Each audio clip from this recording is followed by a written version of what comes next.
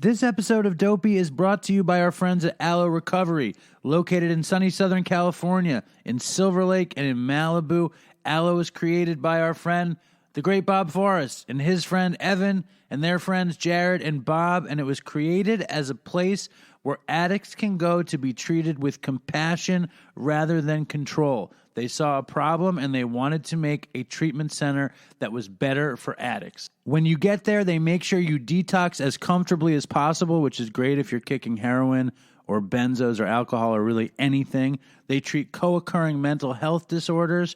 They have decades of experience, and they have amenities out the ass, including sound bath meditation, the incredibly spiritual sweat lodge, fucking surfing, equine therapy.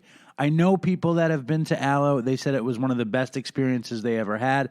I have somebody there now who's just doing so well. If you're fucked and you're willing to go to sunny Southern California to get help, I strongly recommend going to Aloe.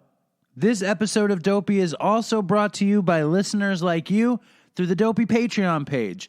There's going to be big changes in the Dopey Patreon page. So, guys, get ahead of the curve. Go to www.patreon.com/dopeypodcast. If you love Dopey and you want to help out, throw a few bucks. Either way, do your thing. Big changes coming in the Dopey Patreon page, so look for it. Also, we still have ski hats, we have snapbacks, we have stickers, and we have exclusive socks that I'm wearing right now, all available. If you Venmo me at Dopey Podcast, there are still shirts and hoodies and long sleeves at dopeypodcast.com. Look for big changes in that, too. Enough of the shenanigans and advertising corporate capitalistic stuff. Here's the show.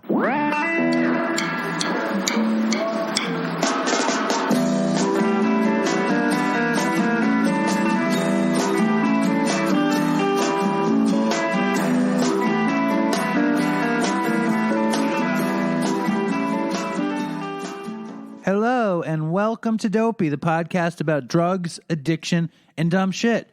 And I'm Dave, and I'm really, really happy to be with you guys tonight. I'm fucking in the attic. It's Friday night, and it's 9:12, which means the show is going to be out a little bit late.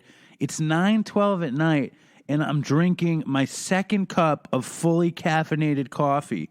And it's this stupid keto coffee with heavy whipping cream and stevia. So, the keto shit is going on, and I'm up. And I'm psyched to be doing another episode of Dopey. I feel pretty excited about this episode that's coming out. We have a special guest, a hardcore singer called John Joseph from the Cro-Mags, and he, drops Dopey on me like you wouldn't believe. You guys are going to be... I don't know. It's going to beat the living Dopey out of you or something. It's pretty wild. But I just want to give you guys an update as to what is happening. First of all, like I said, I'm still doing this fucking keto diet. And for the most part, it's not a big deal. Although I do feel very restricted. But I also have lost a bunch of weight. But the thing I really miss is before doing Dopey, putting out a bowl of cereal, like a mixture of Life and the organic graham cracker cereal and the frosted mini wheats with chocolate chips in it and chocolate syrup and milk. That's what I like to eat before I record Dopey. And then I like to eat dark chocolate, 60% dark cacao chocolate as I record Dopey. And all of that is gone. But just to give you total transparency, Linda buys these fucking stevia chocolate chips, and they have they have no sugar and very little carbs. So I ate 10 of these fucking chocolate chips, which are good. And then I had 2 cups of this stevia heavy whipping cream coffee. And I told somebody that I've given up the sugar for the stevia, and they said that means I'm going to get cancer. So if anybody in the Dopey Nation knows anything about cancerous sugar substitutes, please drop a line to dopeypodcast@gmail.com. And in other news, after all that dog stuff, Linda and I got the fucking dog. And it's a little dog. It's part Chihuahua, part rat terrier. And it turns out I like the dog. The dog is very sweet. but the dog has fucking behavioral issues. The dog has been growling at all of Nora's friends. Our 10-year-old daughter brings her friends over. The dog growls. The dog barks. And even worse than that, the dog tried to bite Linda's father's face. So we're kind of at a crossroads with the dog. Now, all of a sudden, I like the dog, but Linda kind of wants to get rid of the dog. And more will be revealed. We will find out the fate of the dog next week on the Dopey podcast. But the interview of the week is this dude, John Joseph. He came out of a New York City hardcore band called the Cro-Mags. He was a Hare Krishna monk. He lives a plant-based lifestyle that he's been totally committed to since like 1980. He's an Ironman, competing in 11 Ironman competitions. And he's the real thing. Here he is, John Joseph. All right, so we're in Chelsea at my dad's house. This is very exciting because there's a dude who's a big fan of the show, and he wrote me, and he's like, you should get this guy, John Joseph, from the Cro-Mags on the show. I'm thinking, that guy's never going to want to come on this stupid show. But I write John Joseph on Instagram, and you're like, I want to do it. So welcome to Dopey. Why not? Thanks for having me. And, it's... Most important thing is keep the mic right up to your mouth because your voice is too good and your story's too good. I don't want to lose anything. How about a mic stand? You want a mic stand? Yeah, why not? So you got it. Yeah, make yourself comfortable. This is what I do for a living, hold mics and stuff. So now, how's that? That's great. Yeah, but I wanted to come on. I checked out the content of the show and what you guys are, and what you're dealing with, and so here I am in the flesh. And I was telling John, I was listening. He did a big 3.5 hour fucking Joe Rogan appearance, and I was thinking, I'm going to learn everything I need to know from this. Yeah. But then I realized that he had a book, so I went back. I got 3 books, actually. He has Evolution of a Cro-Mag. He has Meat is for Pussies. And what's the third one? The PMA Effect, which dropped last year. The PMA Effect is the most interesting one for me because John talks about positive mental attitude as PMA. Well, that's what it stands for. It's where'd it come from? Originally from the Napoleon Hill teachings, and then HR copped it, I believe in like 79 when they wrote Attitude, and when I met them, which we can get into, I was fucked up, smuggling, drug dealer in the Navy, and what was the Napoleon thing? Napoleon Hill. What is that? He's a writer. So he wrote a lot of books on success, how to become successful through a positive mental attitude. And like you wear the headphones so you could hear. I don't need them. But you could hear yourself. I can hear myself fine. So he wrote a bunch of books on self-help and becoming successful and stuff like that. But very intense individual. And HR from Bad Brains. HR from Bad Brains read his books. And then kind of took the PMA thing and ran with it and put in this song, Attitude. Don't care what people might say, we got that attitude. Don't care what people might do, we got that attitude. Yeah, we got that PMA. And then, when I met him and, it was just a life-changing experience, 1980, like early spring. And when you heard him first talk about PMA as positive mental attitude, it was like a bolt of lightning to your head, like it hit the White House or not whatever? Not exactly, because I was in a fucking kind of drug haze. But, the thing about sound vibration is the most powerful thing in the planet. Like they say, like even after you die and your body, your soul is hovering, like you can actually still hear for a period of time. That's... because the sound is still the traveling sound vibration, into your ears. So it's like, so the thing was the seed was planted and it took a lot of other crazy shit to go down for me to start paying attention to it. And most of that was with drugs and alcohol and near-death experiences of just growing up on the streets and street fights and all that type of stuff. Now, the first thing, and I don't know if this is funny or not funny or whatever, we're in the apartment where I grew up. And I grew up in a pretty cushy, middle-class Jewish life. My parents were both teachers in the Board of Ed. And I grew up, I went to high school in Manhattan, and I lived in Manhattan my whole life. And I never got into the hardcore scene. Like, it just wasn't my thing. I played in ska bands, and I played punk bands and whatever. I hung out and I saw Cro-Mags posters but I never got into hardcore music. And I was listening to some of it, and I was listening to some Bad Brains lately just to try to like tap into you. And I was like, what could get somebody angry like this? Is what was my thought. Like, because I came from this very cushy, easy life, and then I started listening to your book, and I read how you grew up. Yeah. And like to talk about how you grew up, I mean, people grow up hard, and you came up fucking hard. Yeah, it was. It was horrific, but that's. Everybody has a path in life that they have a set of circumstances they have to deal with.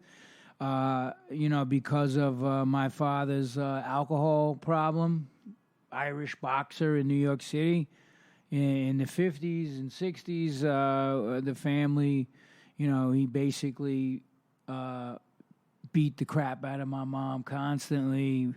I didn't even find out till I was 40 that she left him and broke in and raped her, and that's how I was conceived. And how did you find that out? Because I wrote the book, and then I was like, some shit went down, and I was writing the book simultaneously. So there was a lot of. My brother was an addict. I had to do an intervention on him the day before 9/11. I'm like, how do I end this fucking book? And, the way the universe played it out was I'm going to be living the fucking ending, and this is how the book's going to end. So it was like, it started with my mother's husband at the time was a gambler and gambled away the house behind her back. So when they got divorced, she was homeless. So I had been doing all right with the music and the business and everything that I was dealing with at the time. So I got her in an apartment and furniture and everything. And at the same time, my brother was dealing with addiction. He overdosed, almost died. He was in comas, like all kinds of crazy shit. And then September 10th, 2001, I did an intervention on him. This lady called me up. She's like, your brother's in my attic in Staten Island. If you don't come get him, he's going to be dead. So I went over there, took the ferry back with him, and sending him down to the Caribbean, to St. Thomas, to detox with a friend runs a rehab down there, the Morrison brothers. 9/11 happens. He don't fucking leave. He's detoxing in my fucking house. Right. And everything that comes out with that, the crying and all the fucking he was childhood heroin. Trauma. No, he was kicking pills and booze and fucking cocaine and he did everything. He was a garbage pail. And, we had a lot of fucked up shit happen to us in this foster home because the state took us away. So that was all becoming to the surface again, and I was writing about it. And then, he couldn't get out of New York for 3 weeks, so I had to deal with that. And then the thing that broke the camel's back, so to speak, was when we were being abused in the foster home, my mother's boyfriend at the time didn't want us around. So she chose him over us. And we had to stay in this foster home for 6 years. They terrorized us and did the worst shit descriptions you could imagine in that book about that. Yeah. And Dopey Nation, John Joseph had been through the mill in every which way. The funniest bit of torture was the fact that the woman in the house loved Oreo spit sandwiches. She loved the outside of the Oreo cookie and made you eat the cream from her mouth. She spit it in a bowl. Did you ever eat Oreos again? Nah. No. But of course you became this crazy health Well, conscious person. they're even vegan, but I still would never fucking eat an Oreo. But Oreos are vegan. Yeah, but you would never it's eat it junk because of food. Mrs. I would never Valenti? eat it anyway. Yeah. Was there ever a moment in your life where you were eating badly and you could try to have a positive memory? Well, that's of it? why I was always food was always an issue. We were starved. We had to steal the dog's food. Yeah. Literally, I would steal the dog's fucking milk bone biscuits and eat them fucking things because we were so hungry. Because these bastards who had you in their Yeah, in they their just house. did it for the money. They had a bunch of kids. They got the money. And I didn't mean to cut you off though, because no, it was all right. Well, what I was saying was that this we never said anything. We kept a diary to what they did with us because my mother was kind of suicidal at times. Like took a bunch of pills one time, tried to kill herself, and all kinds of other shit. So we didn't want to upset her because we always thought, hey, you know, there's a chance we're going to get to go home with her. But, like, the boyfriend didn't want us around. So then fast forward, decades later, I get her this apartment, and I get this call, and she's like, and I'm dealing with all this stuff with my brother. I'm writing about the shit that happened to me as a kid, which also was very difficult because I had never told anybody. Really, it was like this secret. I never talked about my childhood. I talked about being on the streets and selling drugs and getting shot, but never the abuse or the sexual abuse that was done to us. It was the big, like, you don't go there. And so that shit all came to the surface. And then I get this call one day, and she's like, I need to talk to you. I said, what? And she goes, I don't want you to be mad. I said, what? And she says, Carl moved in with me. I let him move in. The dude that didn't want us around. So then I was like, I flipped the fuck out. I was like, how the fuck could you do that? Like, after everything that I went through of all motherfuckers, you let him move in? Like, she's like, I was lonely. I was like, it's always about you. It was always about you. And then I started throwing fucking insults like, you never fucking loved us. You fucking all kinds of, she didn't even know we were sexually abused in the home. And that shit came out. All the resentment. Everything just came out. I said, those motherfuckers did fucked up shit to us, and we never. She's like, what? And then I was like, I just started going off on her. She was like, stop. And then she just broke down, and that's when she was like, the only one I never knew her story. You see? Then she said, the only one I ever wanted to have and planned to have was your older brother. E. After your father beat me and like senseless, and I left him, and then he broke in and raped me, and that's how you were conceived. And the same with your younger brother. And the same with my younger brother. God. So then there's this new information, and then that's how, we became tighter because of it. I swear to God, we sat there, and when she told me that, and I told her what happened to me, and it was both new information for both of us, we sat there literally silent for at least 5 minutes, sobbing, and didn't say a fucking word. Right. And then I was like, I gotta go. And then, this was when the book first came out. We've been close, that was like, 10 years ago or whatever, 11 years ago. We've been like close ever since. Like, it's been How's she doing? She's doing great. She went plant-based after her heart attack. She finally started listening to me. And, now that I know all the shit then the little stories came out over the years. Like, she came to the book, I did a book release party, and I read some stuff, and she had to leave. She was just too painful. Yeah, and I even tried to give the funny moments, but she knew what was in the book, and it upset her. And my aunt was there and had to took her out, and but we, all the little stories, like how my father would just show up and beat the shit out of her and take any money she had to feed us for his new wife and their kid. And, she was like, here I am, 22 years old with 3 kids and no way to feed you, and depressed, and I had to take pills, and then all this other shit. And then the state, the landlady found us one day out in the snow in our underwear, filthy dirty. My mom was passed out in the house on pills. The house, we hadn't eaten a fucking meal, and that's when she had to surrender us to the Angel Guardian orphanage. Right. And then they found a foster home. And the first one was a good one, though. The first Sheridans. one was a good one, yeah, the Sheridans. And then there was one place before that. It was like some projects in Brooklyn. I can't even remember what the fuck it was, but I just remember they kept serving us that shit called hash in the can. It was like What, corned beef hash? Yeah, like Alpo looking shit. My mother loved corned beef hash in the can. Yeah, and then they took us out of there, and then we went to the Sheridans, and then I think the mother got cancer or whatever, and then they put us. Then that's when we went to Long Island to that fucking foster home, and Hell. and it was hell, you know. Like, but we stuck together, ended up on the streets that day. They closed that house down finally. We told the social worker, and then they took all the kids out, and then they split us up.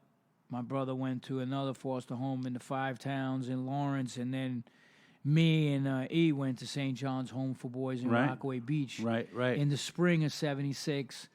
So then we were there for the bicentennial. The Ramones were hanging out. I started getting into, like, you know, punk rock and stuff like that. And what was the first punk band you were into?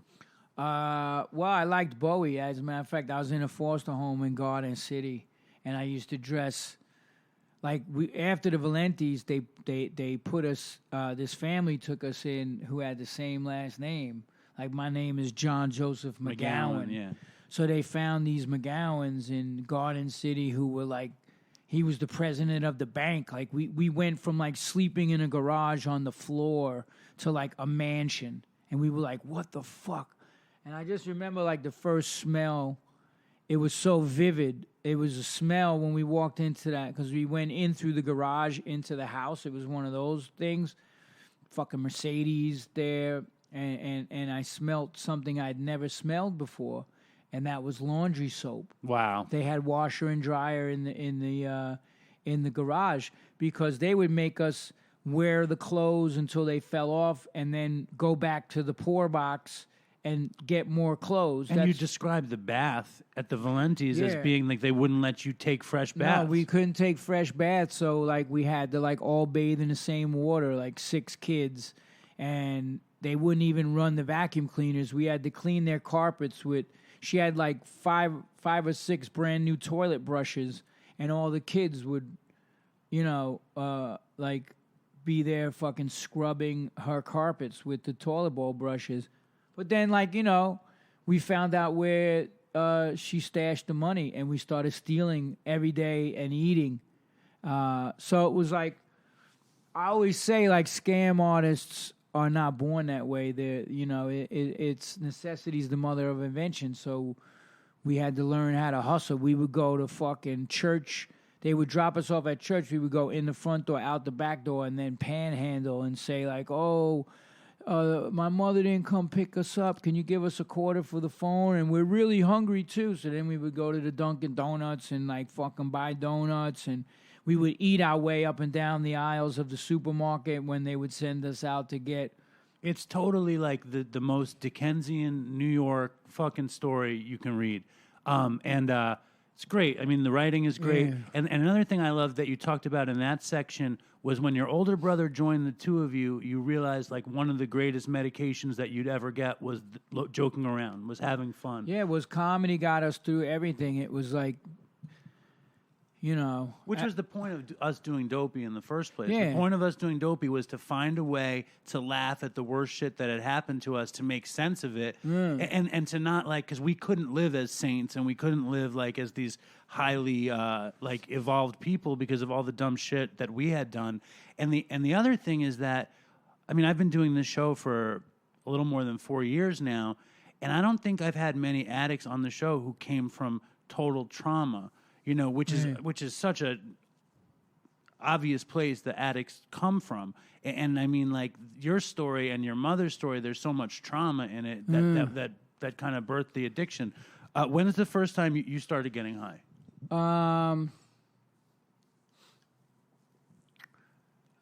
You know, I would go home on visits and take my mother's Valiums. So I was probably, I want to say 12.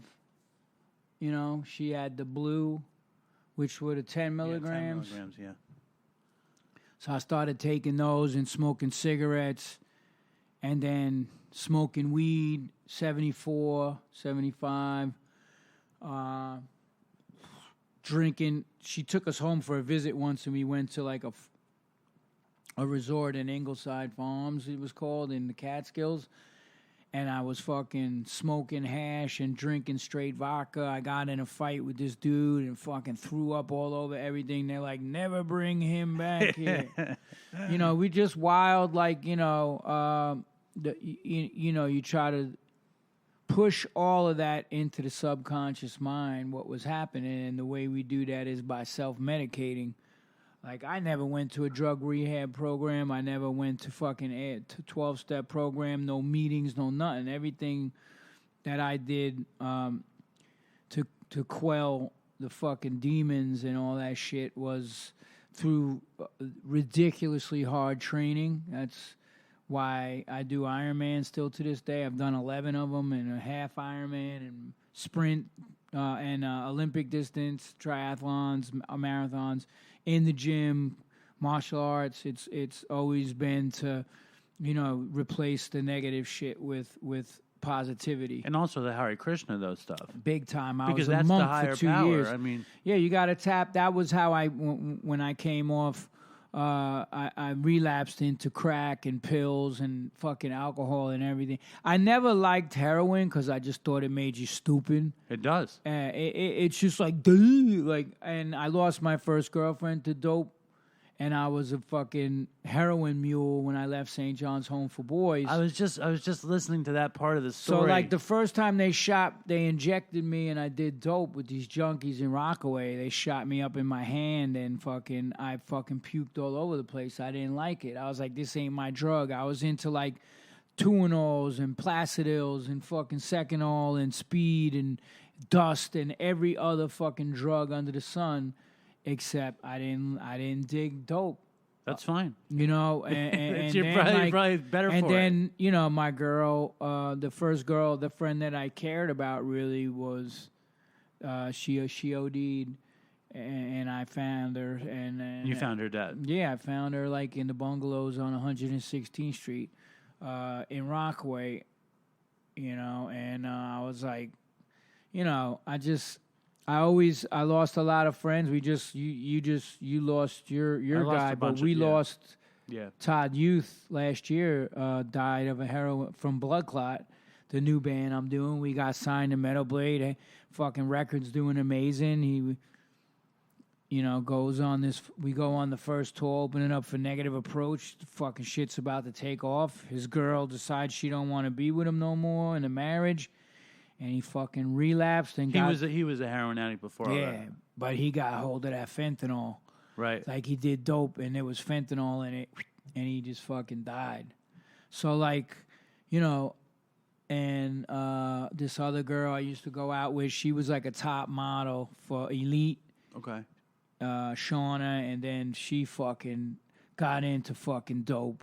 To, you know, models, they were always dope, doing the fucking dope to stay skinny and not eat. And I always wound up gaining weight on heroin. yeah, somehow. she just I don't know, you know, but she fucked the whole modeling career up and everything, and actually ended up with this other dude and injecting, and then got AIDS and died from heroin. Oh my god! So, like, it's just been, you know, growing up in New York City, you hear all the horror stories and witness the horror stories. So, you know, when I relapsed in '88, it was first started out freebasing. The first time I ever smoked coke, like, the next night, the dude had robbed like almost 2 keys from the fucking from the Cuban cartel. Wow. And they came to the house where I was at and emptied 2 fucking AR-15s into the room that I was sleeping in, because it was that guy's room. He left and didn't tell us. So my first time freebasing, that's what happened. And then it just got crazy because the poor man's freebase was the crack. Sure. So how did it go though? From, because you're fucking around with everything, like Tuinols and smoking dust and smoking weed. Well, I was clean for years. I was a monk from '82 to '84, and then 82 to like the end of '83, '84, because I just realized I was at a Misfit show in '83 at the end of '83. So I lasted about, I want to say, almost like 22 months as a monk. And then I left, and we put the Cro-Mags back together. And then when we went on the I mean, we were blowing the fuck up. Metallica came to see us. We were touring with, supposed to go to Europe and play with Motorhead and Black Sabbath and all this shit and all this great shit. And then we do this tour, and the bass player, fucking Harley, who was supposed to be my boy, stole all the tour money at the end of the tour. And that's not an excuse, but what was did... his deal? He was he just didn't give a fuck. He's a piece of shit. He just fucking... He got this egomaniac... Like, you know, he wrote a book, and it's just fucking... It's like basically science fiction. The whole, you know, shit, the way he tells the whole fucking story... Like, you know, it's I don't even want to get into it, but he's robbed every member of the fucking Cro-Mags on several occasions and tours and emptied out bank accounts.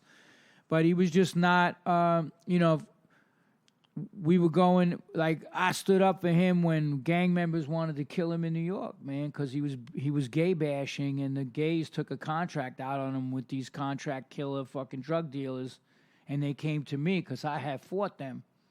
And that's how I made my bones on the Lower East Side. I got stabbed, but I fucking fought. That's that story with the belt fight. The chain yeah, belt. Outside of 171. The Beastie Boys were there, everybody, and nobody would fight these dudes.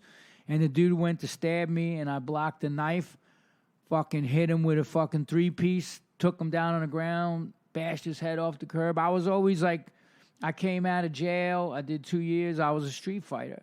I didn't give a fuck. And I was on Quaaludes that night, too. So Gorilla Biscuits, you don't give a fuck. So I got in a fight with 4 of them, and I ended up getting stabbed. And I was hitting them with my chain. And How did that come around with the Harley story? Because what happened was then I moved into 171A with the Bad Brains, right, in 80. I had gone AWOL from the Navy because I was... It's a crazy. You can't make this shit up, dude. The thing is, like, layers and layers. So why what isn't happened it a movie? Was, Where's the movie? I'm writing it now. Good. Okay, and I got a producer, fucking big time. He's doing a $25 million movie now, but I'm writing the script. What happened was I did 2 years. I got out. I was in Spofford, the only white dude in Spofford in the Bronx. Okay, and just to set the tone, when I got locked up in '78 after 2 years on the street. I was the only white dude in Spofford. Roots was on TV. Right. And it was when the 5%er Muslims, which are the radical wing of the Nation of Islam, took over the prison system, and every white motherfucker had a target on him and was a white devil. That's the mood that I went into Spofford with in '78 and fought for my life in there. And then they locked you up for selling drugs, though, right? Well, I had 3 warrants, two for selling drugs and one for breaking into a supermarket through the roof to get the safe and the drugs. It was a drugstore in there. So the thing was, I was in St. John's Home for Boys, and if you fuck up in there, they keep telling you you're going to go to Spofford. You know, so I begged my way out of it twice, and the third time I kept splitting. So I had bench warrants. I didn't go to court. So when they finally caught me, all 3 cases, the judge, the first case for the selling to an undercover was like, if I see you in my court again, next case, breaking in, all 3 cases, boom, boom, boom, in front of the judge. Remanded me back to Spofford, awaiting sentencing, and then I did 3 months in Spofford and then 18 months upstate, with an extra month added because right before I got out, my brother got locked up too, and somebody jumped him and beat him down and broke his nose, and I went and found the guy. I found the guy in the gym and basically... kicked the shit out of him.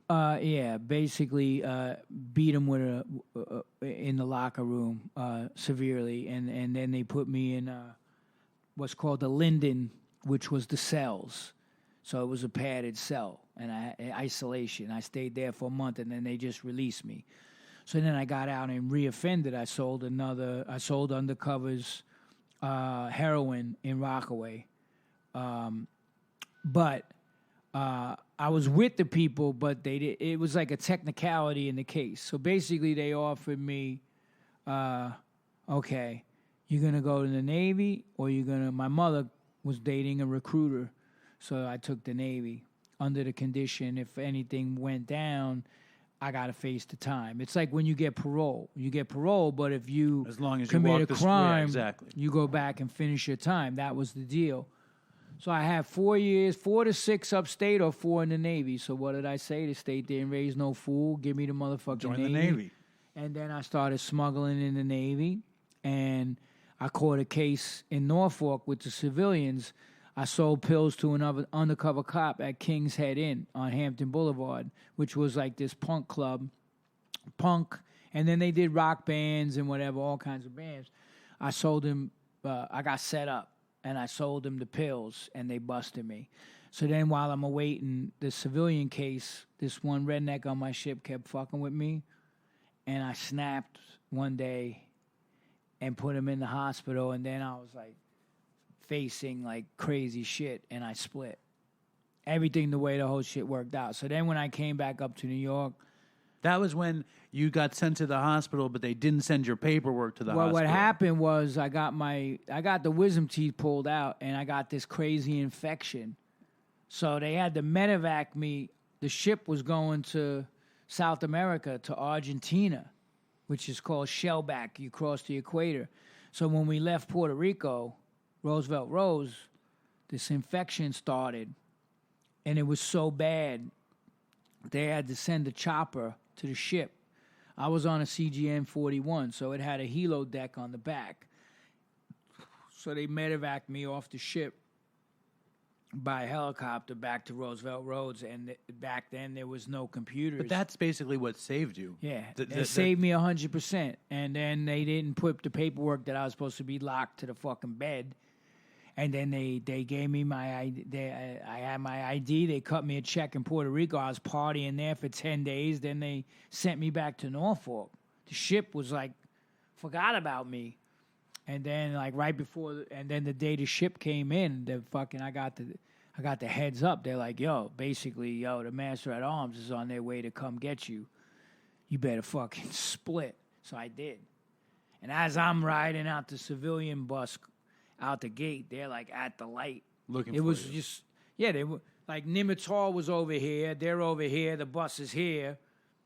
I'm between them and Nimitz Hall. All they had to do was look up and be like, there he is. So I went AWOL and hung out in Norfolk for a week, and then I went up to D.C., and Henry Rollins hid me out of this place. And, I was still taking the fucking drugs and everything and doing whatever the fuck, and came up and then moved in with the Bad Brains, and then the Cro-Mags started rehearsing. And went on tour with the Bad Brains that whole trip, and, that's the way the Cro-Mags... How did you know that you were going to be in a band? Like, how did it go? You were doing all this, crime, drugs, fucking dealing. I always loved music because, like, even as a kid, no matter what we were going through, my mother would put on, like, 45s of Motown. Sure. And we were in the fucking, you want to talk about projects where we had to hide out, was like, it was bad. And, like, just terrible places we were living in. And my mother, I would dance around with my mother and, like, act like I was a Motown singer, like singing into the end of a broom. And then in the foster home I was in, I always used to imitate the Soul Train dancers and shit. Like, they gave us this, their real son was kind of cool. He was a drug dealer. And he gave, like, they had these round TVs back in the 70s, so he gave us his old TV, which was fucked up. So we had to put a coat hanger in it for an antenna. But we were able to watch Soul Train on Saturdays, and then I would imitate them. It was always music. I love the way you describe music in that book. Like, you'll think of a song, and it triggers a memory. And Rod Stewart with the oatmeal, because, like, we would steal. We would stay up all late night and then have to do fridge raids. Like, the whole time the two things that hit me when I wrote this book, Evolution of a Cro-Magnon, that I realized was, number one, they never let us go in their refrigerator the entire time that we were there, and they never took a single photo of us. Right. So you don't have pictures for those 6 years. No, it's a stolen. It's like we were like the ghost children that didn't exist, and the whole neighborhood made fun of us. The orphan kids, like, fucking, imagine showing up to school and you got this other kid's fucking clothes on. I was thinking about that. When I was a kid, like my mom had friends, and she'd give me her friends' kids' clothes. You know what I'm saying? And I would give then she would give my kids my clothes to a friend of mine at school. And he was littler than me, and I was littler than the other dude. And I think I even said to the dude, "You're wearing my old clothes." But it wasn't like what happened to you. We had to climb into the Salvation Army poor box. And they were getting money for clothes and food and just keeping the money and then buying new cars and buying their kids whatever they wanted. We'd be in this like freezing patio outside eating fucking stale cold cuts or spit sandwiches and they'd be in there feasting and like... No, it was the ultimate, like, fucking orphan horror story. It just does a number on you. But, you become... and I said in the book, if you keep kicking a dog, that's going to be one angry fucking dog when that dog gets older. And that's what happened, That's why I always... I wasn't a bully, but if somebody fucked with me on the streets or whatever the fuck, like, I would just snap. And just like beat people fucking senseless. And if you were bigger than me, I would just more of a challenge. Well, I would pick up an equalizer. I would pick up a bat or whatever the fuck, pipe or whatever the fuck, bottle, whatever the fuck was around. You were gonna get you're gonna get it used on you. And, and then, like, I put all of that angst and all that into the Cro-Mags because the thing about it was in 77, I started going to Max's and CBGB's and seeing bands and the punk. I was like, when I heard the Stooges in 75, Raw Power, I was like, what the fuck is this? Like, I liked rock music and I liked soul music, but then when I started feeling that anger of the punk... That's when I was like, and then like 77, the Sex Pistols and the Dead Boys and the Clash. So that really resonated with me, and just that whole violent. The Ramones, I saw them in 77 April or whatever at CB's, and it just really resonated with me, like that fucking, Blitzkrieg bop, and we taught the bat with the baseball bat. Oh, yeah. Yeah. I was like, yeah. Like, that's how the shit was, man, back in the fucking day. Like, I was on the streets for the blackout, for punk, the summer of punk.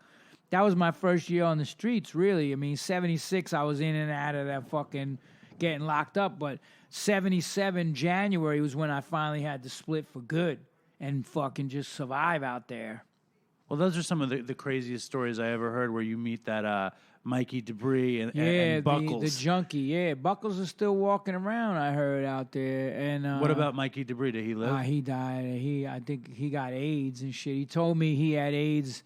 Like, I'd never seen him after that shit. Like, he stole my girlfriend from me, basically, and got her high on dope, and that's how... That's the one? He's the dude that did it. Oh, my God. And then I never seen him... You describe him in the book as your favorite hustler, though. Oh, he was a genius. Right. He was a fucking genius. Tell the scam. Because I just listened to this part of the book. Oh, the fake acid shit at the Garden. So we had this. They had the dope hustle first, which was they would go to Alphabet City and cop, and then you know how it goes. The dope was so good down there, and what was happening in Rockaway or the Hamel projects in Far Rockaway was fucking bunk.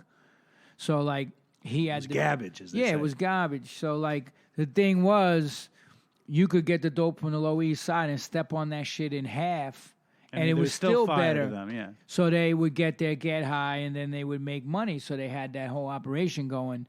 And then Buckles got popped, which, very conveniently, we were on a run when it happened, and it did cross my mind that maybe Mikey snitched on him. You never know. Like, who knows what a junkie will do. And then we were supposed to sell that and get a place, and he just injected it. And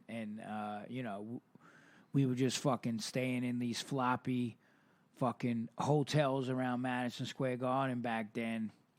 Those SRO spots. Yes. No, not even. Just like hotels where motherfuckers went to fuck for 2 hours, but Right. we was fucking staying there, living in there, and then doing the hustle.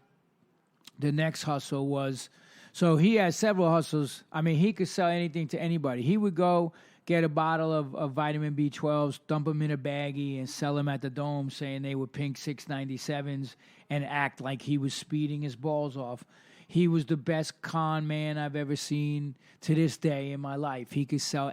He made fake hash. But the one gig that we had was where we made a shit ton of money. Was he would take blotter paper, and like the first time he's like he had done all the dope, and I was pissed off. I was like, we didn't even have money to live anywhere, and he's like, you don't have no faith. He starts giving me this 3 laws of the street hustle fucking rap like he's a preacher, and I'm like, yo, you're just full of shit.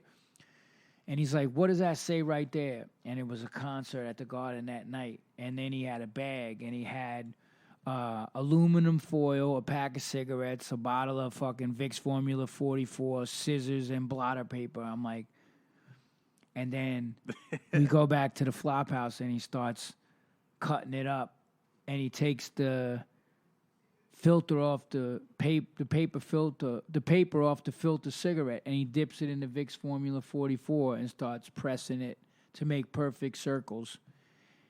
And it was what he called brown blotter. So then we would cut it up perfectly like the acid was back then, and wrap each piece in an individual piece of aluminum foil, put that in a baggie, and then you go up to the Garden. We would each take like a quarter or half hit of real acid, so we were high. We were pinned. We looked fucked up, or not pinned, but just your eyes are big. Yeah. And then like we would show up an hour before, so it wasn't like 2 hours, so motherfuckers knew they got beat. And then we would just hustle and make $300-$400 each. And you're trading the fake doses for fake pills. doses for real pills and tickets. And you guys go and see real Yes. acid. And I got to see Yes, the Stones. I saw fucking Black Sabbath. I saw The Who, Led Zeppelin.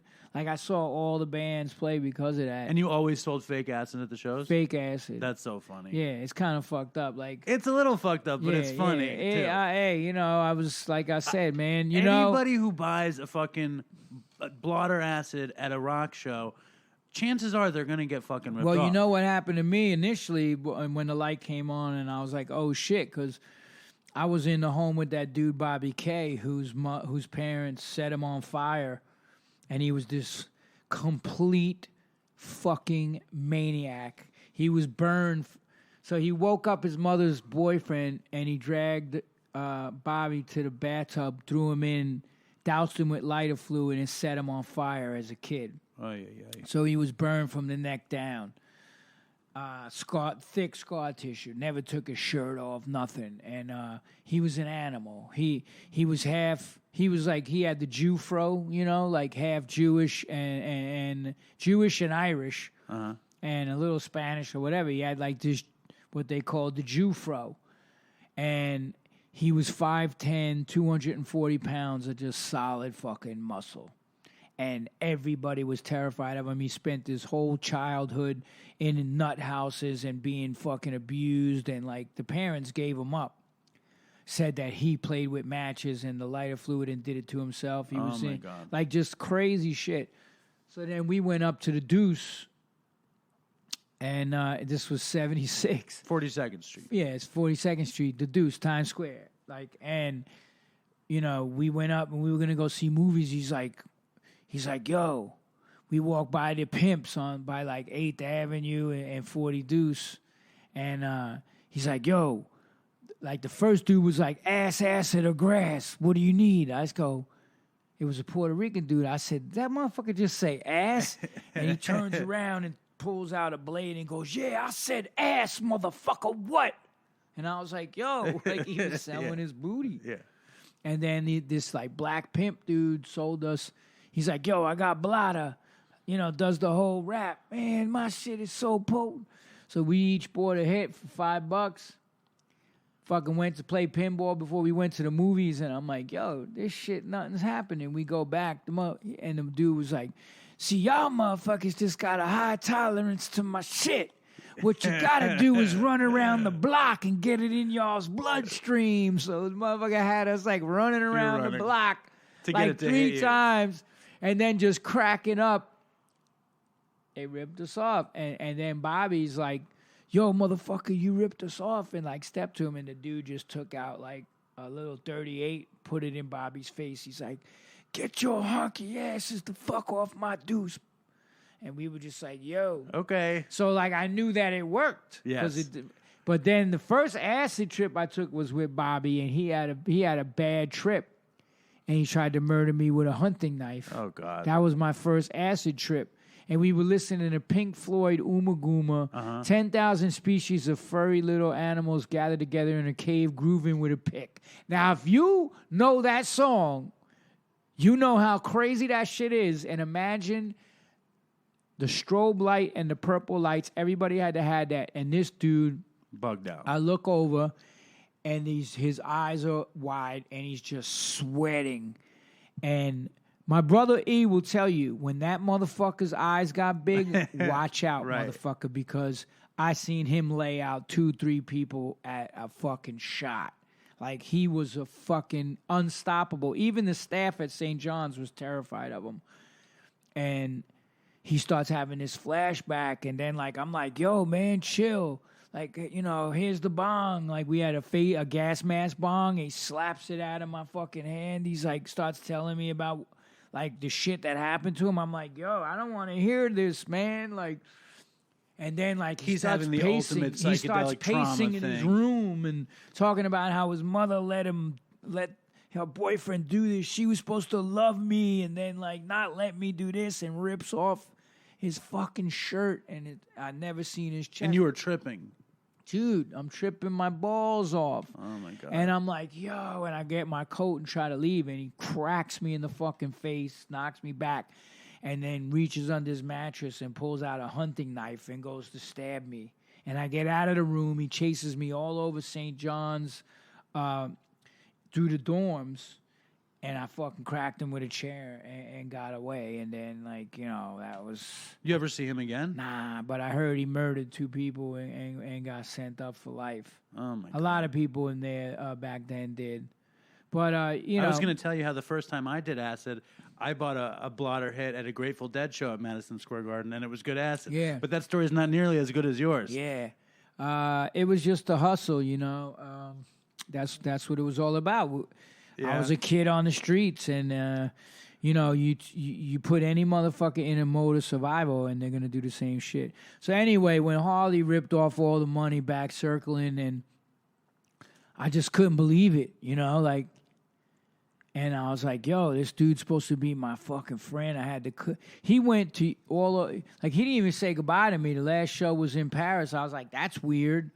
We played Lazy Neth for like 18,000 motherfuckers.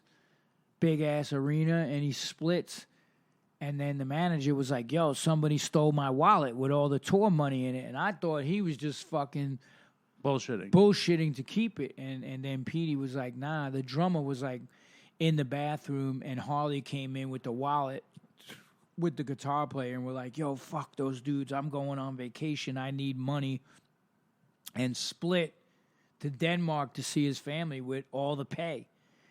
And then Petey told me we were on the ferry, inside the bus on the ferry going from Paris to Dover.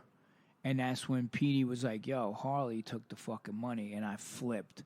And then when I got back to New York, I was like, I'm out of this fucking band. I quit. And then, you know, I was living a little bit of hypocrisy to begin with, because like I got around some bad people before the tour, and I started like doing bumps of coke or dabbling whatever. A little bit. Yeah, dabbling, but I just, and then I fell in with that same dude, and I hit rock bottom, and he's like, we need, you know, we went down, you know, smoking fucking crack and shit. And I just spiraled out and then doing Percocets and whatever the fuck to come down after you've been up for robbing the craziest motherfuckers in Alphabet City. Like, I would just walk up and... In the late 80s. Now you're talking about... 88. Yeah. But robbing, like, you know, insane drug dealers, Puerto Rican, Dominican, Colombian drug dealers for their coke and crack and not giving a fuck. I had to leave New York because I threw this Colombian out of my car. I beat the shit out of him, and then, you know, it's this crazy story. And I had to leave New York because they were everywhere looking for me. Like, it got real hot, so I went to L.A. and then spun out in L.A. Were you playing music or were you just doing drugs? Nah, I was just doing fucking drugs, dude. Robbed the Red Hot Chili Peppers merch person. Yeah, it was... Did you? I mean, because I was mentioning to you before that Flea is this huge fan of the book. Do you know him? Yeah, So, I mean, when the Chili Peppers first came to New York, they were junkies, and they Right. stayed with Doug Holland, our guitar player, on 3rd Street on the Hells Angels block, and they were all strung out doing fucking dope. Yeah, but I knew my band Both Worlds that I had with some Mackie from the Cro-Mags and Todd Youth and Zowie, we opened up on the Mother's Milk tour in New York City. Okay. And they were like, they wanted to take us on fucking tour with them. They were like, you guys are going to be fucking huge if you just keep playing. And then that shit happened with the drugs. And they kind of were like, you know, that guy's a scumbag. I had the whole fucking L.A., like crazy L.A. motherfuckers looking for me when I robbed her, this girl. So, yeah, you know, and then... How'd you get off of it? Okay, well, you know, this girl's stepfather was a fucking huge Hollywood producer. He did Ronald Reagan's inaugural ceremony in '84, like just crazy shit. Like, they lived in a mansion on Pacific Coast Highway in Santa Monica next to the Post. They had all this money, and then me and her spun out, burned through writing checks, spent probably $180,000, sold a car. They had put warrants out on us and said I kidnapped her, and they would I didn't find out till later, but they hired fucking private investigators and all kinds of shit to find us, but they couldn't because we were in the fucking... I was staying with punk rock people all over, and they couldn't find us. It was, you know, pre-credit cards and all that paper trail shit. Mm-hmm. You know, cell phones pinging off and shit like that. So we go back. The funny shit was we tried to sell the car to a dealership in L.A. That was... We went through all the money. Then we tried to sell her fucking like $20,000 tricked out convertible white Volkswagen, beautiful fucking car, like the top of the notch.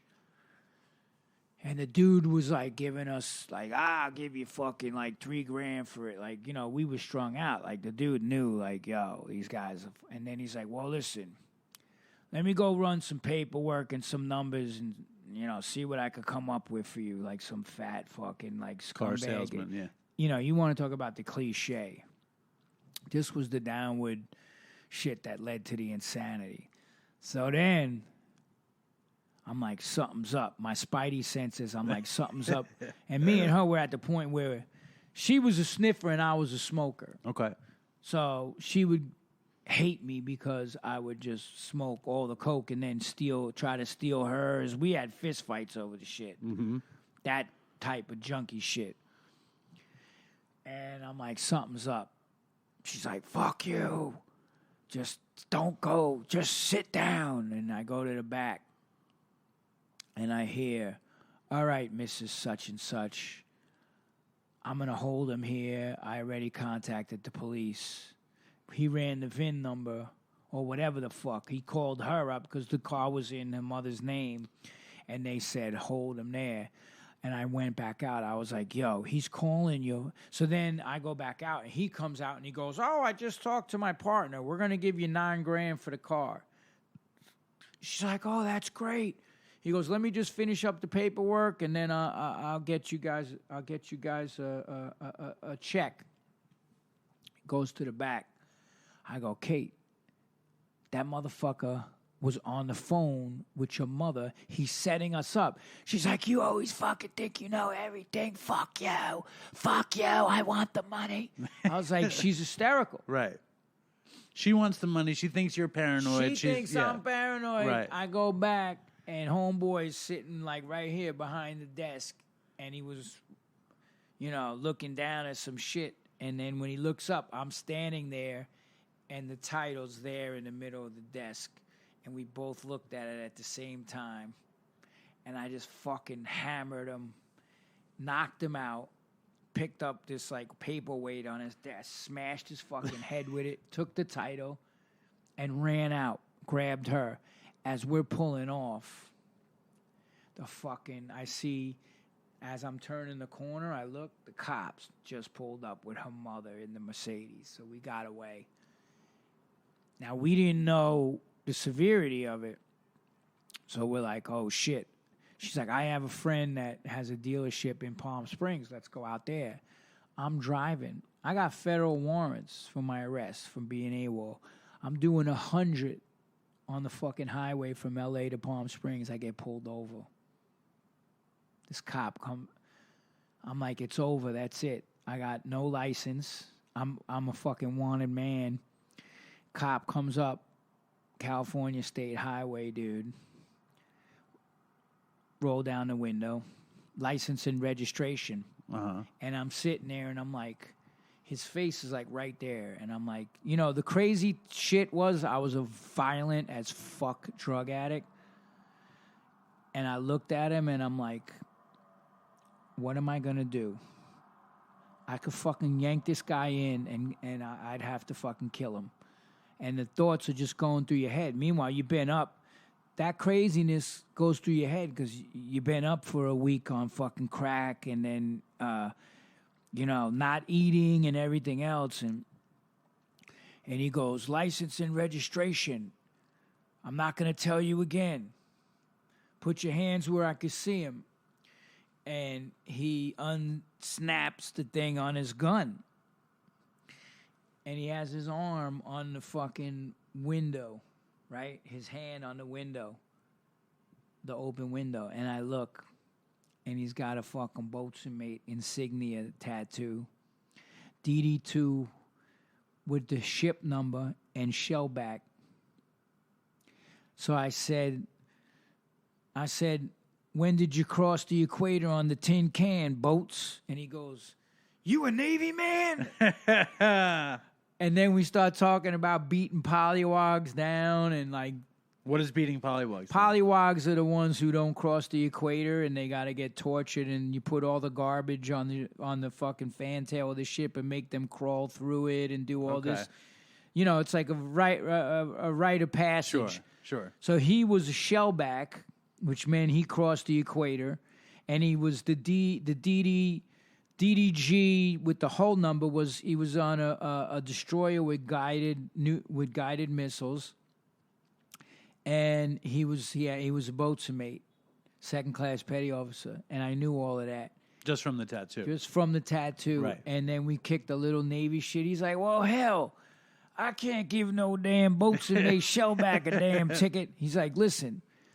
He said, keep it under 65 out here because the next guy So we get to Palm Springs, and she gives her friend the title, and he comes back in fucking white as a ghost.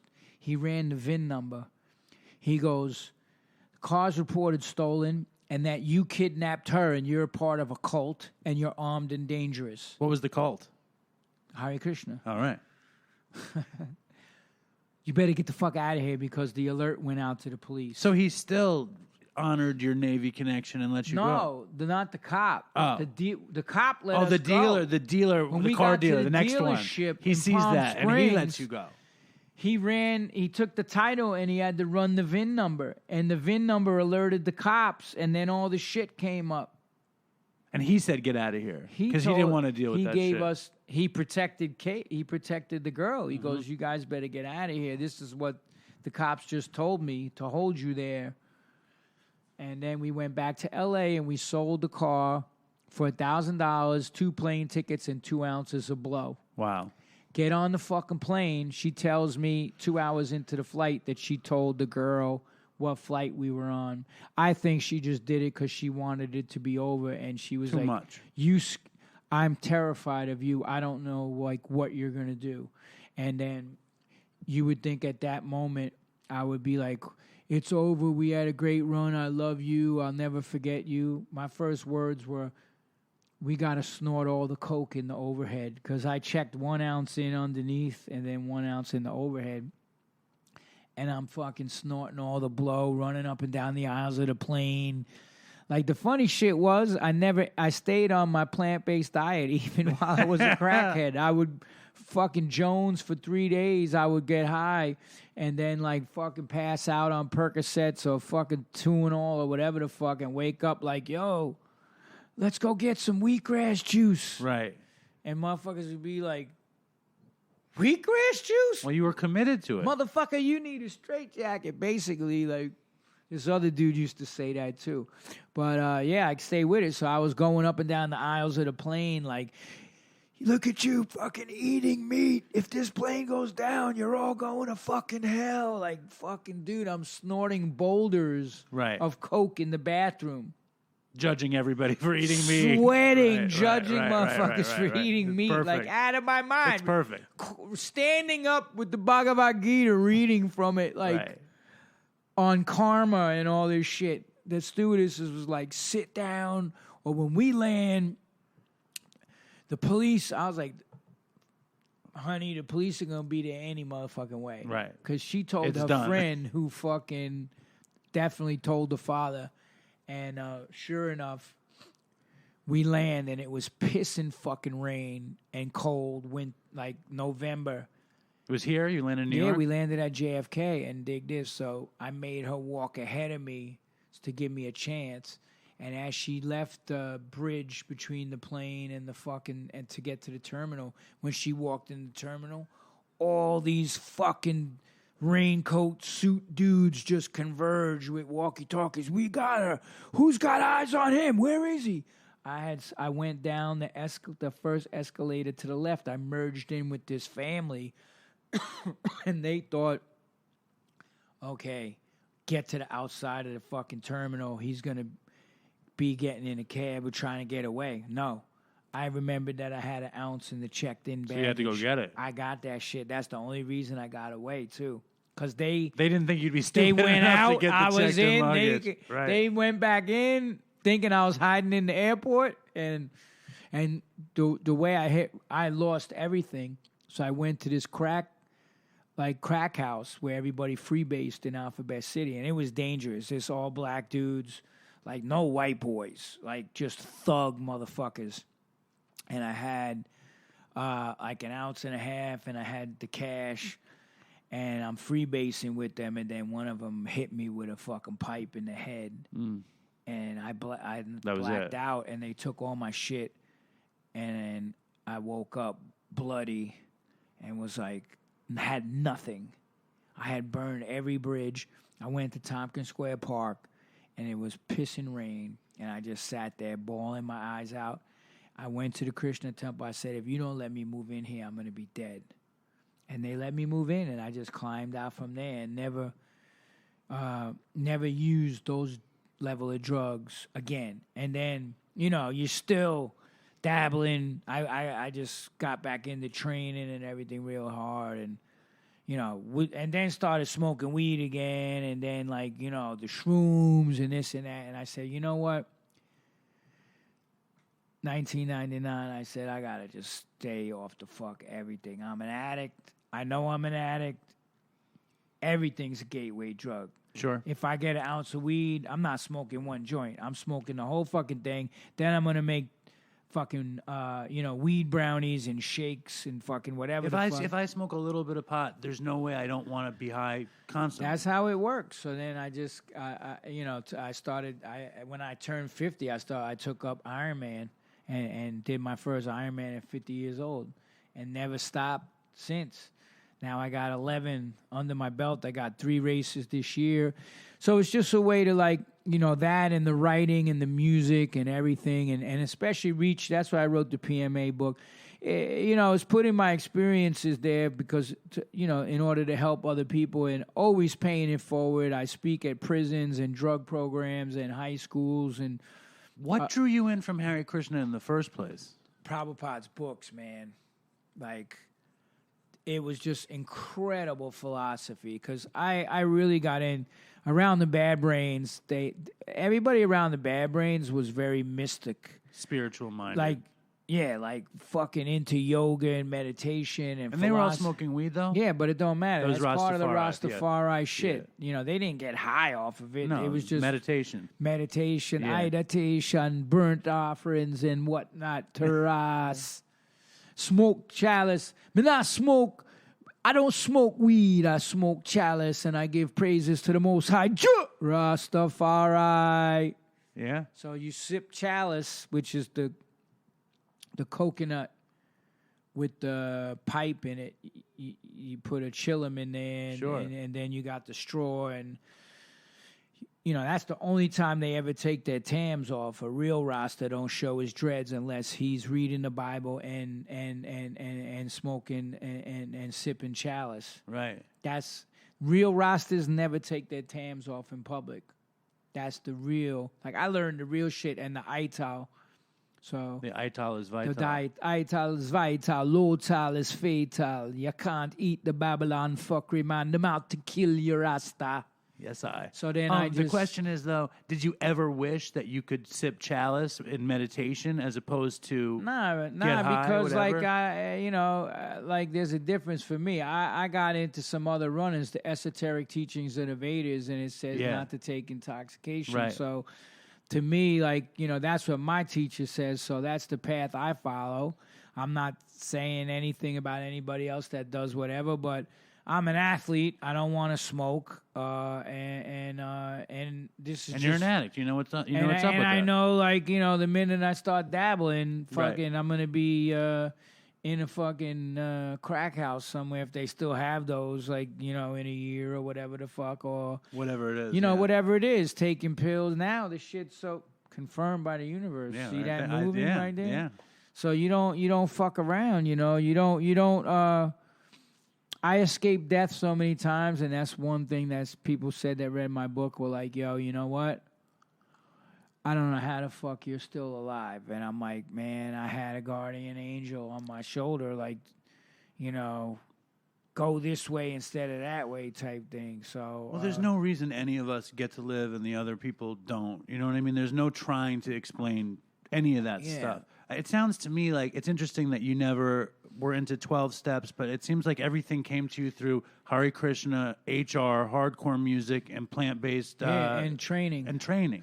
Well, Krishna philosophy, the Vedas, all the yoga teachings come from the Vedic literatures, Bhagavad Gita, Srimad Bhagavatam, Upanishads, all that stuff. So it's like, it's really intense knowledge. So even martial arts originated in India. Everything I was into, it all kept coming back to India. And India talks about when the planet was Bharatvarsh and everybody lived in one area, and then how they spread out in the different tribes. Due to the environmental differences, people took on different features. But if you look at Indian people, they're the perfect combination of white and black people. And everybody, really. Yeah, everybody. All my Dominican friends look Indian. It's just... It's just like the Bhagavatam goes back hundreds and thousands of years, and I was reading all these books on philosophy, and Gurdjieff, Krishnamurti, Ram Dass in 1980, 81 when I started on this journey. And when I went to the temple and I read Prabhupada's books, I was like, that's it, man. This is the path for me. Bhakti yoga, the yoga of devotion, helping other people. Just doing work on yourself all the time, how to meditate, just everything is perfectly described. And I went in there with a challenging, like, philosophical debate kind of thing against the devotees. Like, I'm going to prove this wrong. Right. And I couldn't, because Prabhupada just took the Vedic knowledge and translated it to English, and just, it's amazing what he did. If you want to see an amazing documentary on YouTube, just put in your ever well wisher about his whole story about how he came to America at 70 years old with $7 and a case of books, because his guru in India said, you have to go to the West and spread this knowledge. People are suffering. Right. And out of that compassion, just to, like, you know, cross 2 oceans and have a heart attack and everything, and end up on the Lower East Side with no money and get robbed, and just go start chanting in Tompkins Square Park with all the yippies and hippies and Allen Ginsberg. And the Hare Krishna gives out the vegetarian meals still down there. I support those programs, and that's one of the things I do too, is support the plant-based soup kitchens that run out of Tompkins Square Park. I actually started that program in '83 when I lived in the Temple. Amazing. Like, and it's still going. And you know, the crazy shit too, like Woody Harrelson read my book, and he was like, when he didn't know, like, who the fuck I was, I got introduced by the owners of Candle 79. He goes, so what do you do? I said, I sing in this band Cro-Mags. He's like, he's like, did you write this book, The Evolution of a Cro-Magnon? I was like, yeah. All right, sir. My dad's leaving. Dad's leaving. Look at that smile. Yeah, $1 million smile. I don't have your scarf. See you later. And out of everything, you know what he said? That Hare Krishna. You see how he needs to be recognized on the show. I love it. Anyway, please continue. The thing that he said was that Hare Krishna stuff was insane. Because when I was a monk, they realized, like, the temple was run by these scam artists, and they had everybody out there hustling and scamming people in public and making money. And I was damn good at it. Right. I was one of the biggest collectors in the movement. Right. So, like, and then I found out that they were stealing the money, and it pissed me off. They were putting it in bank accounts and doing all kinds of crazy shit, selling drugs, molesting kids, like all this crazy shit. Every personal nightmare to you is what's happening. Oh man, it was like, I was like, I'm gonna fucking, take these people down, man. So how are you involved with Hare Krishna now? Oh yeah, I'm involved with, like, the devotees that recognize that Prabhupada is the founder of Acharya. He never appointed any of these guys to become guru. They all have bank accounts with millions of dollars stashed and want worship. Prabhupada slept on the floor, didn't have a penny, never accepted worship, cooked and cleaned for everybody else before he even took a grain of rice for himself. So that's, Acharya means one who leads by example. So I saw Prabhupada's example, and then I see these guys, and I'm like, fuck that shit. I follow Prabhupada, and I read Prabhupada's books. They started changing all the books and, like, doing, like, basically what they did to Christianity, just watering it down to suit what they want to do.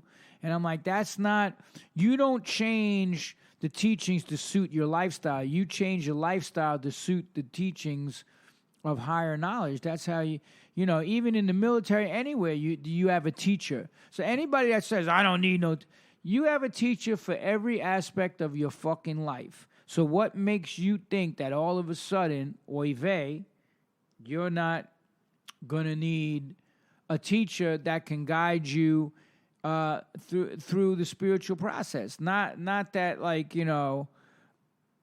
this person is wanting worship. He's imparting the knowledge to you, same way that a mechanic teacher does, or a military teacher does, or a writing teacher, like my writing teacher's Robert McKee. I listened to you on Rogan. I'm like, I'm taking the fucking seminar. I'm trying to write, and I think I need to see your boy Robert McKee. Robert McKee. Oh yeah. You're back. Jesus Christ. Do you want to come on the show? He's back. Do you want to jump on the show? He's back for an encore. He forgot his umbrella. Stay dry, Dad. Thank you. Robert McKee, I'm telling you right now, anybody that's a writer, I'm going to suggest 2 books for you. Story by Robert McKee. Then you could look online and see when he does his story seminars. He's doing one in L.A. in May. It's 3 days. It's a life-changing experience to go to that 3-day course. And then he does genre workshops. And also read The War of Art by Stephen Pressfield. The War of Art? Yeah. Like, I suggested to read that book on Joe Rogan's podcast, and then he went and read it, and it's like, dude, I read that fucking... He posted about reading the book. It's called The War of Art? The War of Art by Stephen Pressfield. All right, I'll check it out. So The War of Art is the only book, besides his book, that McKee sells at his seminars. That's how I found out about Stephen Pressfield, who's like this amazing old-school writer when you had to be a real writer, not a fucking hack. Right. All right. Your book is really well written. Well, you know, I have been studying film writing, so I came at it from like, okay, what makes a scene? What's the substance of story? What's the 5 parts of story design? Inciting incident, progressive complications, crisis, climax, resolution. Right. So what's the inciting incident of my whole story? It was the night my father broke down the door and almost murdered my mother, and she spun out. So, like, you start to see that, you know, having a great story is one thing. Knowing how to tell it, that's another thing. That's a whole nother ball game. So what do you do? Because I know how much you help people. I mean, you're feeding people and you're guiding people and you're doing films on the prison system and all this stuff. Yeah, I did the documentary called 30 to Life, which was with Paul de Gelder, the Australian Navy SEAL. His arm and leg was taken by the bull shark. Yeah. And Kip Anderson, who did What the Health and Cowspiracy. What do you do when drug addicts and alcoholics come to you? Because you don't do 12-step. I wanted to start a weird kind of vague movement called the Alternative Recovery Movement, which was basically... There's a billion ways to get sober. Yeah. There's a billion ways to get well. Well, you know what? I tell some people, listen, man, some people do have to go to meetings and work a 12-step program. Yeah, and, you know, and if they're on that level, then what I tell them, I reach out to my friend Michael Alago. He has a movie on, if you haven't seen his movie, he signed Metallica. He discovered Metallica. Which movie? It's called Who the Fuck Is That Guy? It's on Netflix. I don't think I saw it. It's fucking amazing. Okay. But he's in recovery, and he helps addicts. That's his thing. So, you know, I tell them, listen, man, if you're in New York, go catch a meeting with Michael, or, you know, go to a meeting, start going to meetings, work your program, do whatever. Or, you know, take up this spiritual, philosophical path. See, the mind... It says in the Gita, the mind is more. It's easier to control the raging wind than it is to control the mind. Right. So the once you've actually become free from the physical addictions of drugs, then it's a mental game, because it's no longer my body needs this heroin, my body needs this crack, my body needs this cocaine or these pills or whatever. Once the physical addiction is gone, then it's a seed that takes place in the mind. And if you water that, it's going to flower and you're going to use. So I tell people, listen, you have to learn to control the mind by the intelligence. That's what yoga tells you, right? So when the mind says, yeah, come on, let's go get that fucking bag of dope, the intelligence has to say, where the fuck is that going to lead me? If I do that, and that's the thing, people just act impulsively, and you have to learn to... Yoga teaches you to pull back from that and realize I'm not the 5 senses. I'm not the mind. I'm even not the intelligence. The who I am is situated beyond. The Atma, the soul, is situated even beyond the intelligence, although the soul's giving guidance through the intelligence, and what's known as the Paramatma, the super soul, is God seated in the heart of every living entity, giving direction. So I tell people, just don't act on that impulse. Start to think, okay, write that shit down. What's this going to get me if I do this bag of dope? Just take time and then replace the negative thoughts with positive ones. That's what the whole PMA process is about. The whole PMA effect, the book, that's what it's all about. Replace these bad habits with good ones.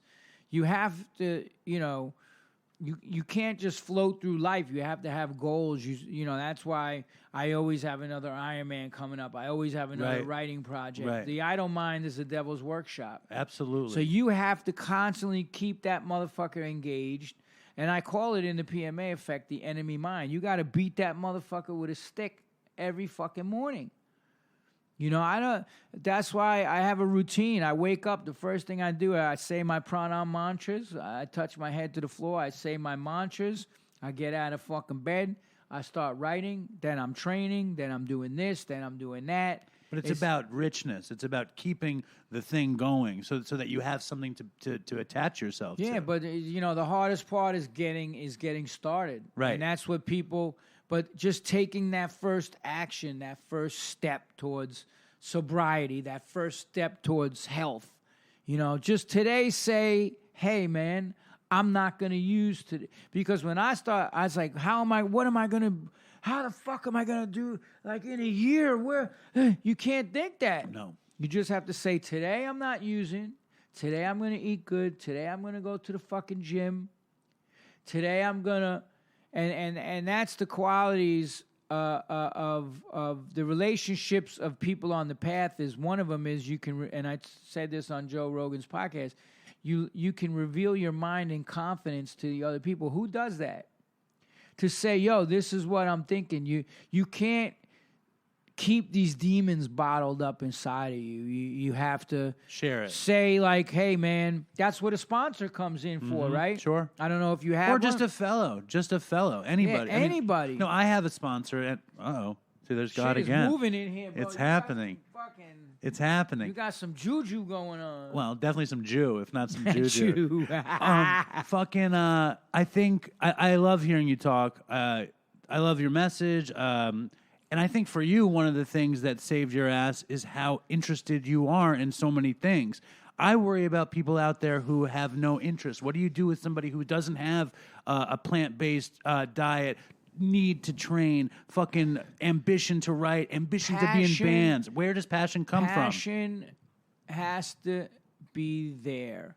You have to become passionate about something. Right. There's something, I don't care who the fuck you are.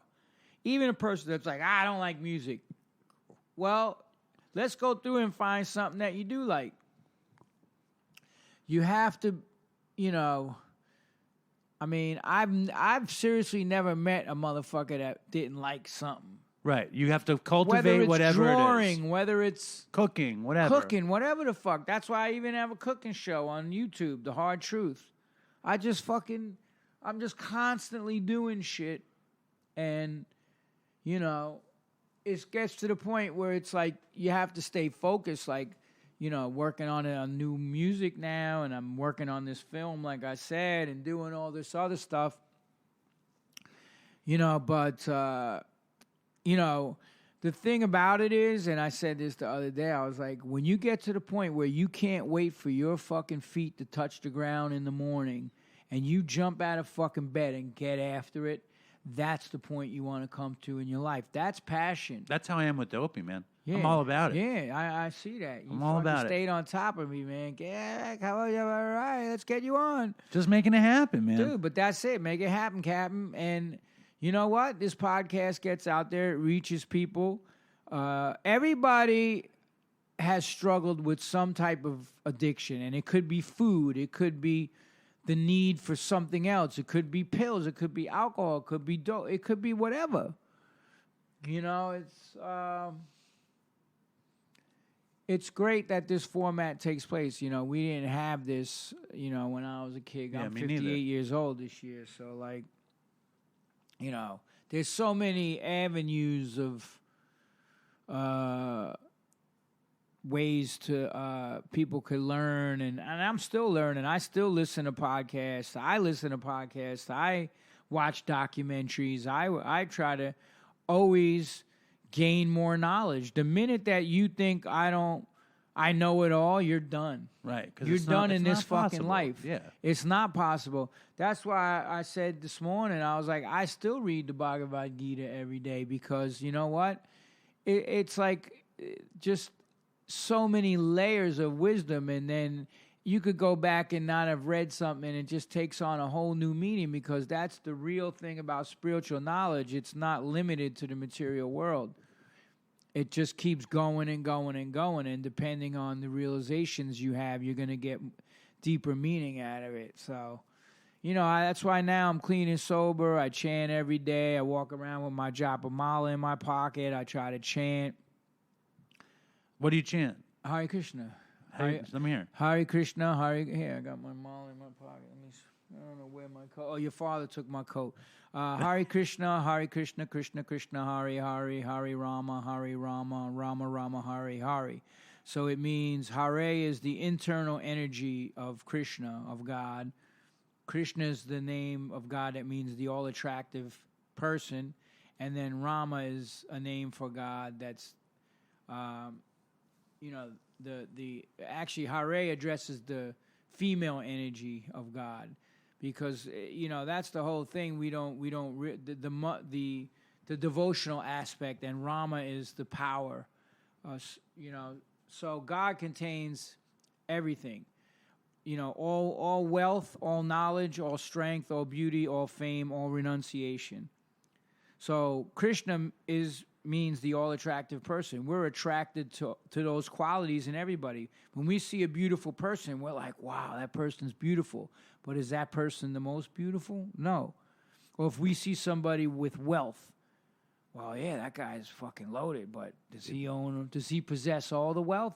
So we're attracted to these qualities in the material world: knowledge, strength, renunciation. Wow, that person gave up everything to fucking charity. But who possesses all of those in full? That's Krishna. So, and you could sit there and chant Hare Krishna for 3 hours a day, 4 hours a day, because it's a spiritual vibration. Try to chant Coca-Cola, Coca-Cola, Coca-Cola, Coca-Cola, Coca-Cola. But you can sit there and chant Hare Krishna for 10 hours, and you'll never grow tired. It's a spiritual mantra. Well, beautiful.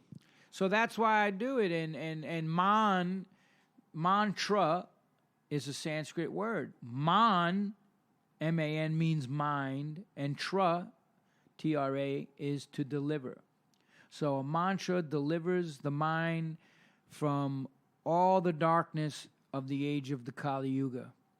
So in the Kali Yuga, that's the age we're in, the age of quarrel, which is why I named the first Cro-Mag album The Age of Quarrel, and hypocrisy, right?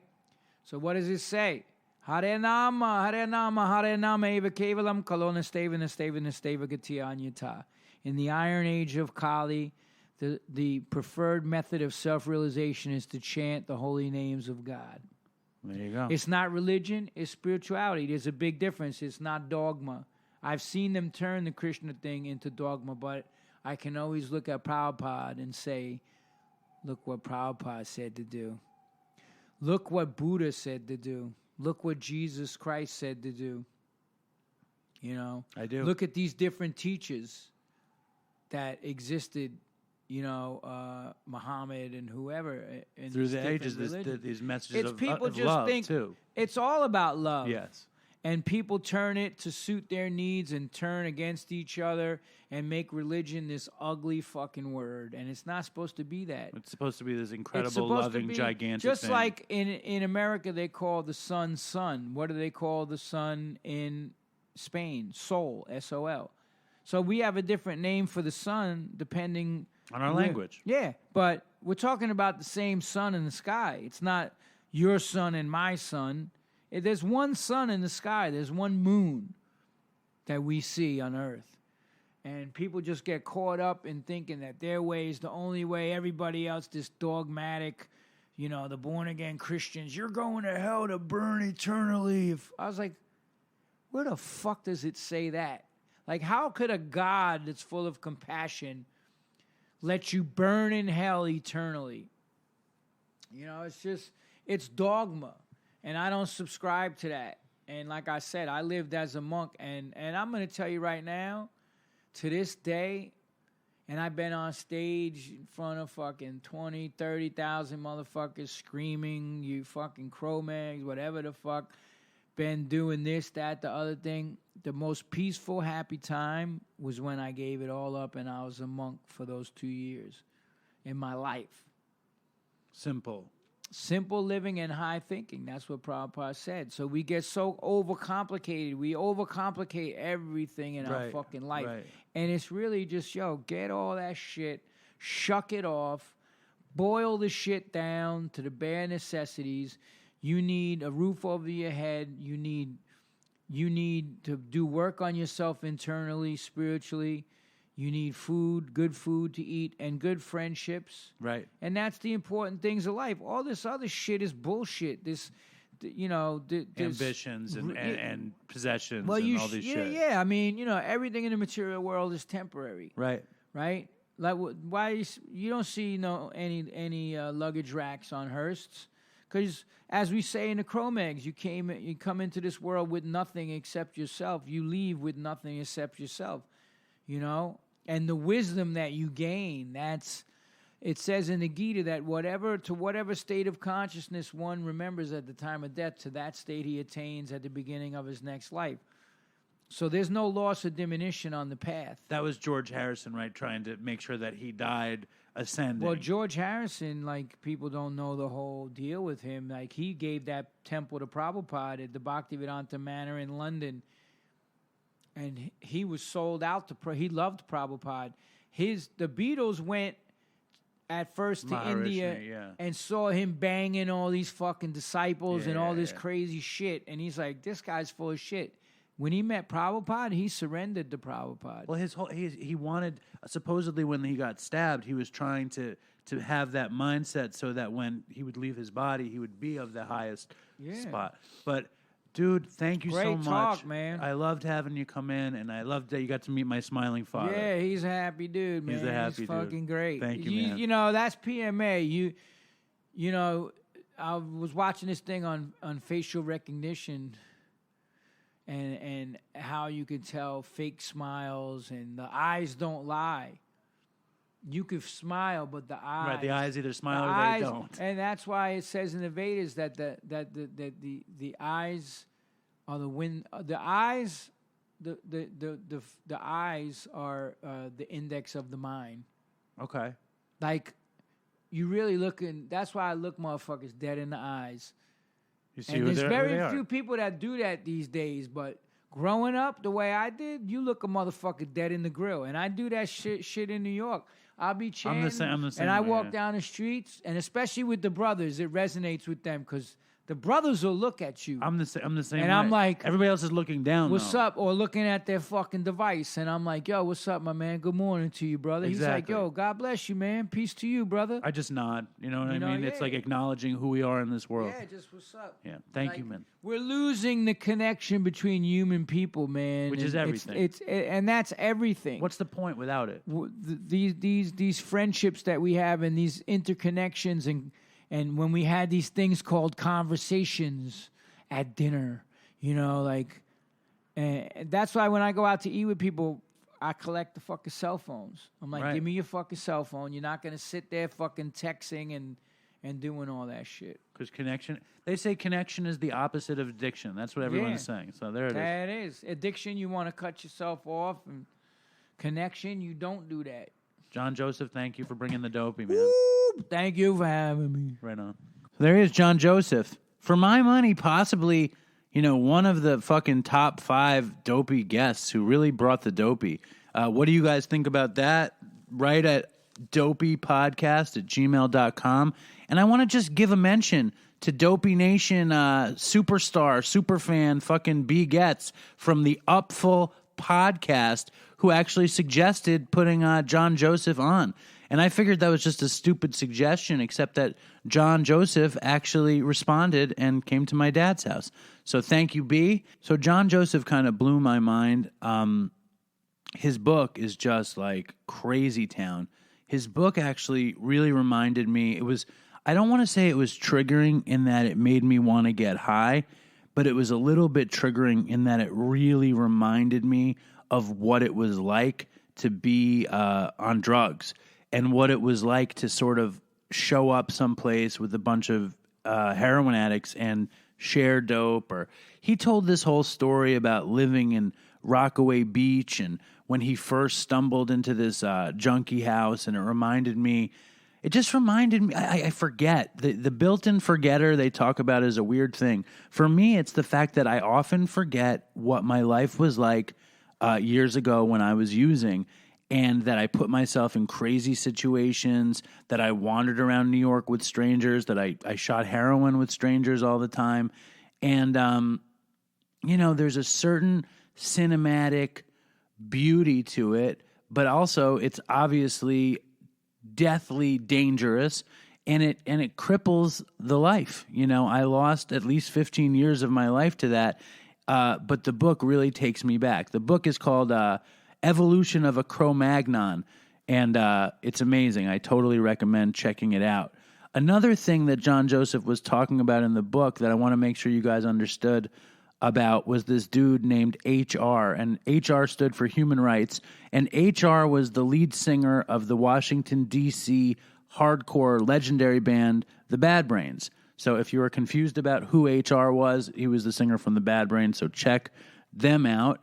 I was never a hardcore person. I've put off listening to Bad Brains my whole life, but I think I'm going to listen to them soon. I listened to John Joseph on Joe Rogan, and he told Joe Rogan if you wanted to check out Bad Brains, you should check out their 1982 CBGB show on YouTube. So if you guys are curious, check that out. Check out the Cro-Mags on YouTube or on Spotify.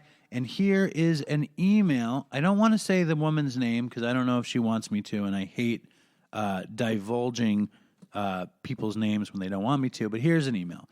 She says, "Hi, Dave. I am not usually," and she actually wrote it to Instagram, but then she emailed it to me also. She wrote, "Hi, Dave. I am not usually a commenter on social media, but I have to give you a huge shout out for your podcast.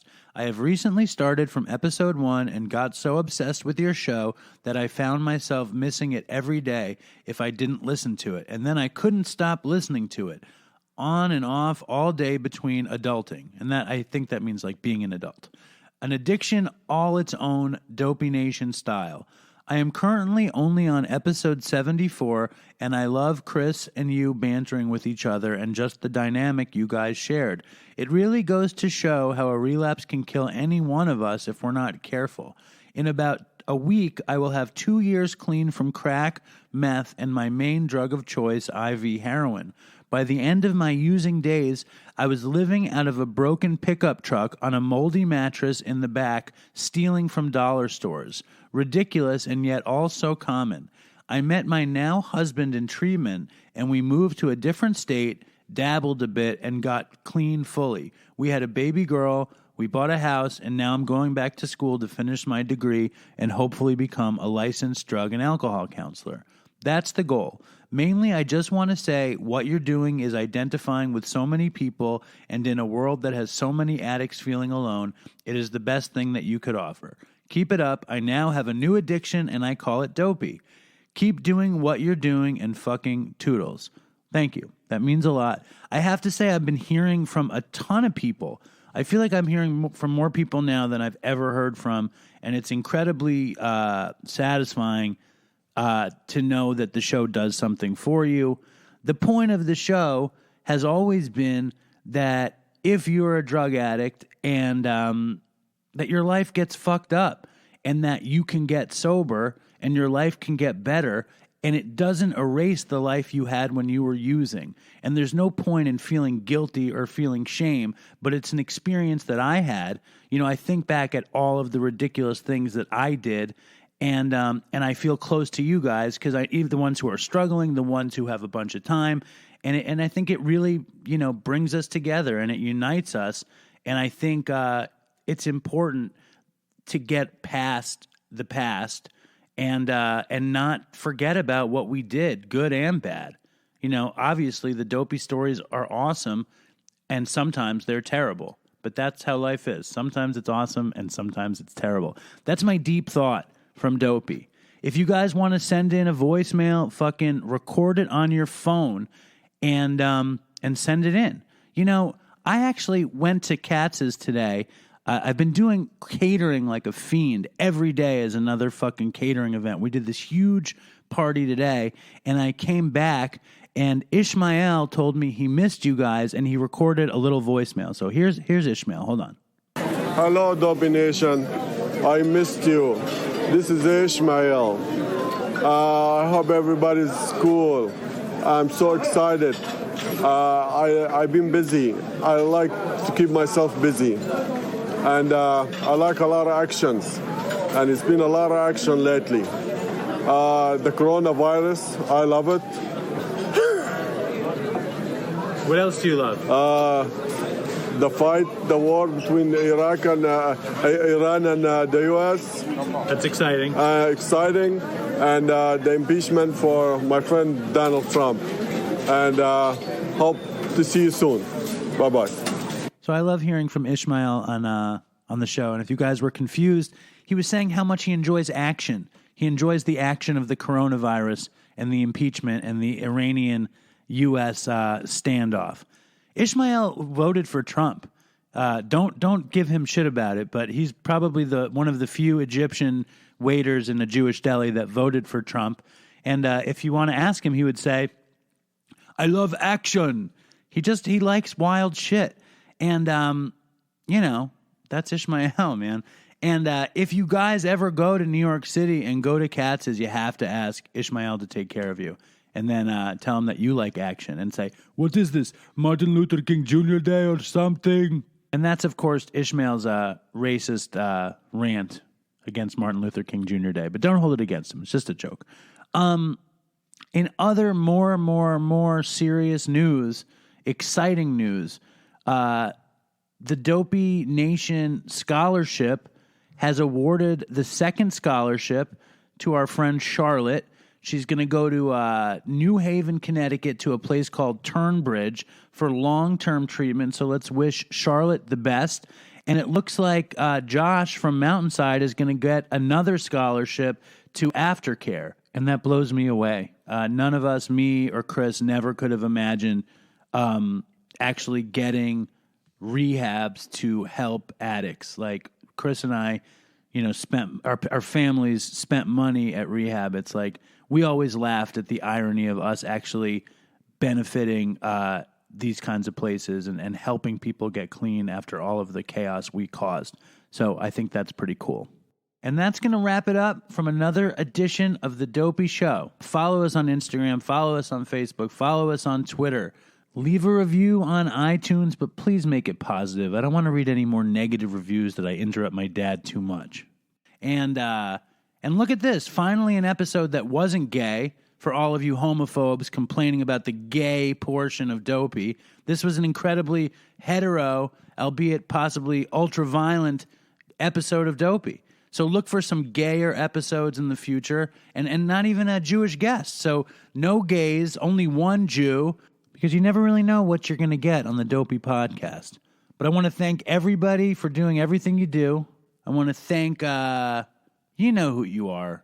Fucking, do I have to thank you guys all again? But I will. I'm going to thank Sam. I'm going to thank Sarah. I'm going to thank fucking Aurora. I'm going to thank Brad for doing nothing. I'm going to thank the Facebook guys. Fucking Andrew and Leah and Catherine and Paulina and fucking my boy on Reddit, fucking what's his face, Cormac.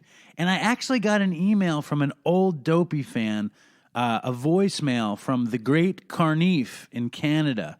So I'm excited for that. I'm wondering how many old school Dopey listeners there are out there. And before we go, there's this dude in Hawaii named Pete, and he writes me on Instagram, and he's an old-time Dopey fan, and he's been struggling, and he actually just got on methadone, and he's looking for someone in Hawaii to take him to a 12-step meeting. So you're in Hawaii, reach out to me, and I'll hook you up with Pete. There's your fucking shout-out, Pete, you fuck. He's been begging me for a shout-out forever, but he's a good dude, and I wish him well. And there's a dude in the Dopey Nation named Ben, and he sent in this version of If I'm Not Home, I'm Out Walking Around, and I told him I was going to play it, and he's reminded me very well to play it. So here it is. Stay strong, Dopey Nation, and fucking toodles for Chris and so long.